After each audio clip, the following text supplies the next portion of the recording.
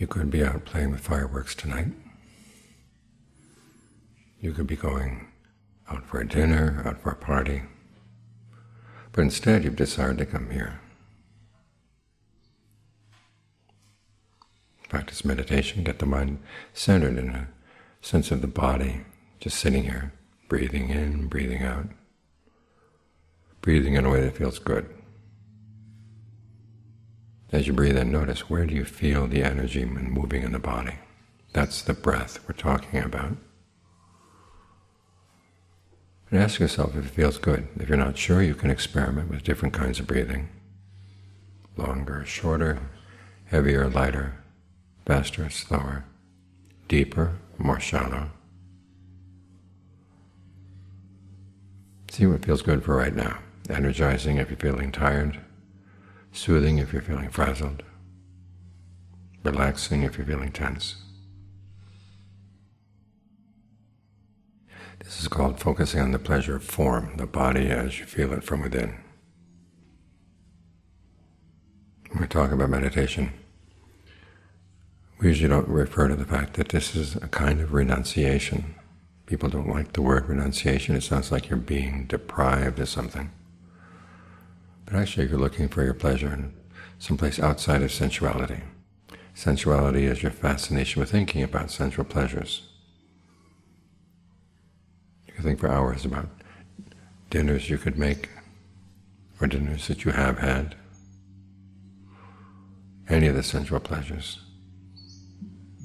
But it's basically a waste of time. If you're looking for your pleasure there, it's not a safe place to be looking. It's better to look here inside your body. This is a territory that's yours. So try to make the most of it. Renunciation is one of the perfections. It's a list of the qualities that the Buddha developed along the way to gaining awakening. It's a good list to think about. Years back, I was visiting my father. By that time he had moved to Williamsburg in Virginia, and years earlier we had lived in Charlottesville, a couple hours up the road. And when we lived in Charlottesville, we'd actually built a house from the very beginning, getting an architect, deciding on the plans. My father built a large part of the house himself. We painted it. So it wasn't just telling someone else to build it, we actually participated. It had been many years since we'd seen the house. So Dad decided one day, let's go up and check it out. So we did. We got there, and it turns out the people living in it now were not taking good care of it. It was looking pretty run down. And on the way back, my dad started reflecting. He said, I have nothing to show for my life. He went down the list of failures in his career. He'd had a fairly successful career as a government worker. But before that, he'd been a farmer, and basically the bottom had fallen out of the potato market. The farm had gone bankrupt. He got a job, moved up the ladder, got into the Water Resources Council, where they were doing some work to think intelligently about how we're going to use our water resources in the country. And the politicians came in and just threw it all away, all the work they had done. So he was reflecting on this. It made me reflect on two things. One was, how could he say I hadn't accomplished anything? I thought I was a pretty good son. And he had two other good sons. That was an accomplishment. But also made me reflect, if you look for your success in life in things outside, you're looking in the wrong place. Because it's so easy for people to come along and just destroy things that you've done. It wouldn't take too much to destroy this building we're in right now. All it would take was a fire coming in, or vandals coming and breaking the glass, earthquakes, and just general fact that things run down. And you can think of all kinds of other things that you might accomplish in life where it's really subject to outside forces, which is why it's good to think of what else can you do to look for a sense of accomplishment in life, a sense of purpose in life. This is where the list of the perfections come in. Qualities of the mind. The list is kind of random, but you can organize it under what the Buddha calls the 4 determinations. There's the determination on discernment, which includes the perfection of discernment and the perfection of goodwill. As the Buddha said, if you have ill will for anybody, that's wrong view. In other words, if you think anything good would be accomplished by seeing somebody else suffer, you've got the wrong attitude. Then there's the determination on truth, which includes the perfection of truth, the perfection of virtue, the perfection of persistence. There's the determination of relinquishment, which includes renunciation and generosity. And there's the determination on calm, which includes endurance and equanimity. You can look at these as qualities that you might want to develop in life. And when you develop them, they're really yours. Once they become part of your mind, a part of your heart, then they go with you wherever you go, and no one can take them away from you. There's an instance in the life of Ajahn Mun. Someone came to see him one time. He said, "Can you separate a person's virtue from the person's heart and mind?" In other words, is it something external? And Ajahn Mun said, no, if you could separate it, then people would probably steal your virtues. But they can't be separated. So working on developing the perfections gives you a purpose, because these are qualities of the mind that lead to awakening. I remind you that if you're looking for your happiness in the world, you're looking in the wrong place. We use this world as our theater for developing the perfections. But the perfections are the real essence of what we're doing, the real purpose of what we're doing. And one of the ironies of life is the good things you leave behind in the world go with you.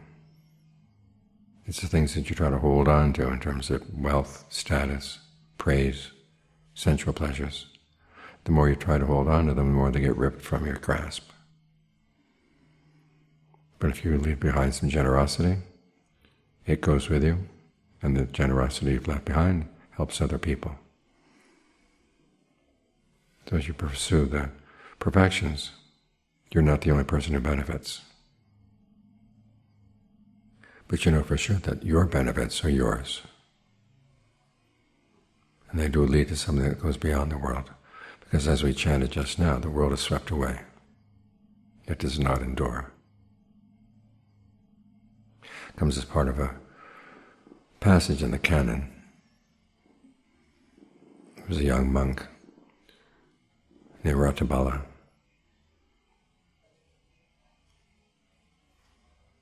Originally, when he wanted to ordain, his parents were opposed. He had listened to a Dhamma talk by the Buddha, and these were the themes that he remembered from that Dhamma talk. The world is swept away, it does not endure. The world offers no shelter, there's no one in charge. The world has nothing of its own. One has to pass on, leaving everything behind. And the world is insufficient, insatiable, a slave to craving. He wanted to ordain, and the Buddha asked him, do you have your parents' permission? Well, no. I remember the first time I heard this story at Wadasokanam. The abbot was giving the sermon, and he was marveling at how different things were. In Thailand, parents plead with their children to ordain, at least for a little while. But here was a case where the parents were opposed, something very hard to find in Thailand. But I sympathized. Not so much that my parents stood in the way, but they were not all that happy when they gave her permission. So Ratabala goes home, wants to ordain. The parents say no. They say, we'd rather see you die than ordain. It was that bad. So he says, okay, I'll just lie down and die. He went on a hunger strike. And finally his friends pleaded with his parents. He said, at least he's going to be alive if he ordains. If you let him die like this, there's nothing at all. So the parents relented. And he got ordained and then left, went off to another province of India. A couple of years later, he came back. He comes to the house. His father doesn't recognize him. Shouts some insults at him. You stupid, shaven-headed people, you took my son. And so he walks around to the back of the house, and a slave woman is about to pour out some old spoiled porridge. He says, as long as you're going to throw that away, why don't you just throw it away in my bowl? So she puts it in his bowl. And as he opens the bowl, she recognizes his hands.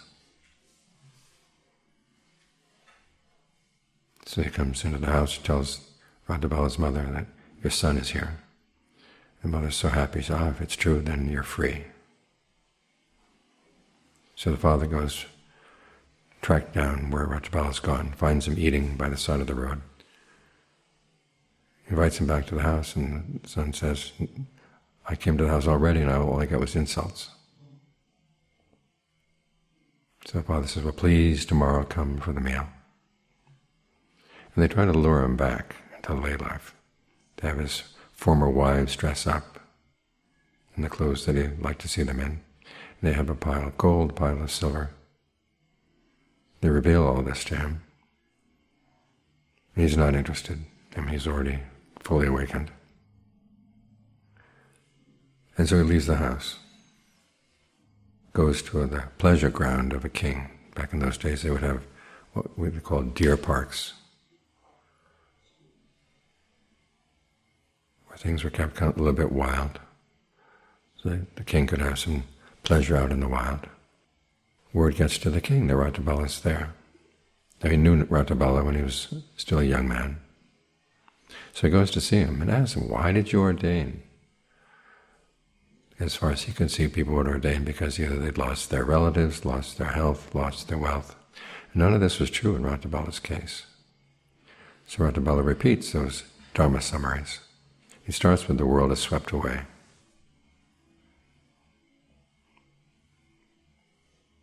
The king says, well, what does that mean?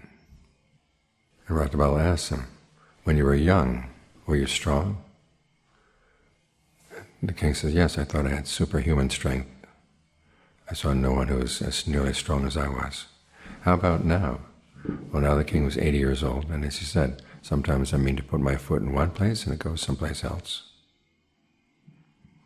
Radhabala says that's what it means. We live in a world where aging is everywhere. One of the monks here at the monastery confessed one time that he'd like to go down to the airport to pick up people who were coming or going. And he found that he had a tendency to look for all the beautiful people. And one day he decided, well, this is not right for a monk to be doing. So he said, well, let's look for the signs of aging. And all of a sudden he saw them everywhere. He hadn't noticed them before, but they're all there. So there's aging, taking away our strength, taking away our powers. Then the next summary.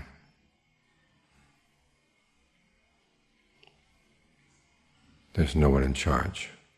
And the king, of course, being king, so what do you mean by that? Radhabala says, do you have a recurring illness? Well, yes, a recurring wind illness, which meant shooting pains through the body. He says, sometimes I'm lying in bed in pain and the courtiers are standing around thinking, maybe this time it's going to go, maybe this time it's going to go. Think about that. People actually want you to go. And Radhabala says, can you command them that they take out some of that pain and share it so that you don't have to feel so much? And the king says, no. I have to experience it all on my own. That, Radhabala said, was what is meant by there's no one in charge, the fact of illness. And illness can strike anybody, not only those who are in their 80s. I was talking this evening with someone who's got Alzheimer's and Parkinson's, and he's only in his 50s. And hearing how weak his voice was kind of scary.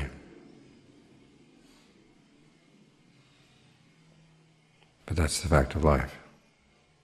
So we have aging, the principle of inconstancy; illness, the principle of stress and pain; and finally the last one, the third one, the world has nothing of its own. Here's the king, very wealthy. He's got stores of gold, stores of silver. What do you mean, he says, the world has nothing of its own? And Rathabala asks him, can you take that with you when you go? Well, no. So it's not really yours.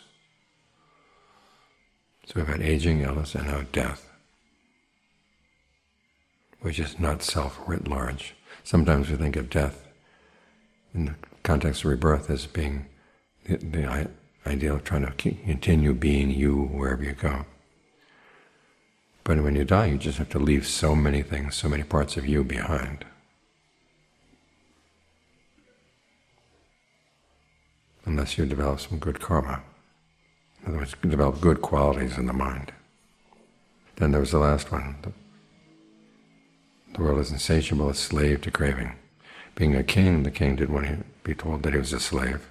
So he asked, what does that mean? And Rathabala says, you already rule over this large and prosperous country, right?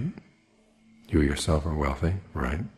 If someone were to come from the east and say there's a kingdom to the east with lots of wealth and a very weak army, you could defeat it. Would you take it? The king says, of course. How about one from the south, the west, the north? Of course, of course, of course. How about one from across the other side of the ocean? Of course. That, Rathabala said, is what's meant by being a slave to craving. Here the king's been made to reflect on facts of aging, illness, and death, inconstancy, stress, not self. And he would still go for things like this. That's the predicament we're in. And Rathabala, reflecting on that, said, I've got to get out. And he realized that being a slave to craving was what kept him in. That's why he ordained. And he ordained and he developed all the good qualities that are needed to gain awakening. So he had something solid inside. So he's looking for his happiness in the right place, not out in the world, but in the qualities of the mind. So this is what the perfections are for. So there is a way to find happiness. It's not just accepting the facts of aging, illness, and death. We're not making peace with the fact that the world is swept away. We realize we are in serious trouble. We've got to find a way out.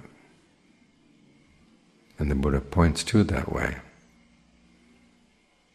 This is why people shave off their hair and their beards, put on the robes, and go forth. And those who can't do that, this is why they develop good qualities in the mind, develop their perfections. To find something solid inside. You're looking right now at the right place to look. The reason you don't see it yet is because you have to develop your qualities of discernment, mindfulness, concentration. But these are things that can be developed.